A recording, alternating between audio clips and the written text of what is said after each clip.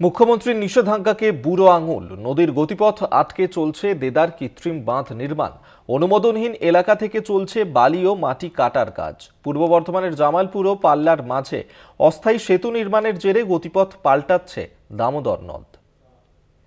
রাজ্য জুড়ে অবৈধ বালিঘাটের বিরুদ্ধে যখন কড়া নজরদারি চালাচ্ছে প্রশাসন, ঠিক তখনই জামালপুরের সাঁচড়া মৌজায় রমরমিয়ে চলছে বেআইনি বালি কাটার কাজ। অভিযোগ, গত জানুয়ারি মাসে যে বালিঘাটের অনুমোদন শেষ হয়ে গিয়েছে সেই ঘাট থেকেই দিব্য বালি কেটে চলছে পাচার। সামনে এসেছে আরও অভিযোগ, ওই একই মৌজায় অন্য একটি বৈধ বালি ঘাটের ঢাল বাঁশ দিয়ে আটকে পার্শ্ববর্তী প্রায় কয়েকশো বিঘা এলাকা জুড়ে চলছে বালি ও মাটি কাটার কাজ।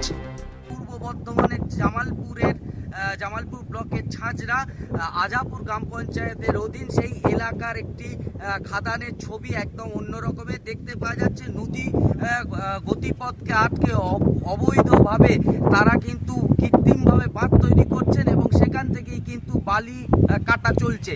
গ্রামবাসীদের অভিযোগ, জামালপুরের দিক থেকে বালি তোলার কাজ চললেও বালি বোঝাই বেশিরভাগ ট্রাক্টরই নদীগর্ভে তৈরি করা অস্থায়ী সেতু পেরিয়ে মেমারি থানার পাল্লা রোড হয়ে জাতীয় সড়ক ধরে।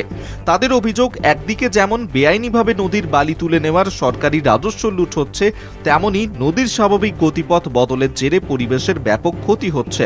কিন্তু দিনের পর দিন এই বালি লুট চললেও জেলা ও ব্লক ভূমি রাজস্ব দফতর কিংবা পুলিশের কোনো হেলদোল নেই। এক্ষেত্রে নদীতে বাঁধের যে ব্রিজের পারমিশন দেয় সেটা ইরিগেশন দেয়, ইরিগেশনের কাছ থেকে পারমিশন নিতে হয়। ইরিগেশন যদি মনে করে যে এটা দেওয়া যায়, ইরিগেশন দিতে পারে। এটা সম্পূর্ণ ইরিগেশনের ব্যাপার। আর এক্ষেত্রে যেসব ঘাটগুলো এখন বর্তমানে বৈধ আছে সেই সব ঘাটগুলোই চলছে, বাকি অন্য কিছু নেই আর। যদিও অভিযোগকারী গ্রামবাসীরা জানিয়েছেন, মঙ্গলবারও রীতিমতো নদী থেকে বালি তুলে ট্রাক্টর লোড করার কাজ চলছে। সরকারি নির্দেশ ও পরিবেশ আইনের তোয়াক্কা না করে কেবলমাত্র অবৈধভাবে মুনাফা লোটার কাজ চালিয়ে যাচ্ছে কিছু বালি মাফিয়া। এই কৃত্রিমভাবে যে বাঁধ নির্মাণ করে যে বালি কাটা হচ্ছে তার ঘোর বিরোধিতা আমরা করছি।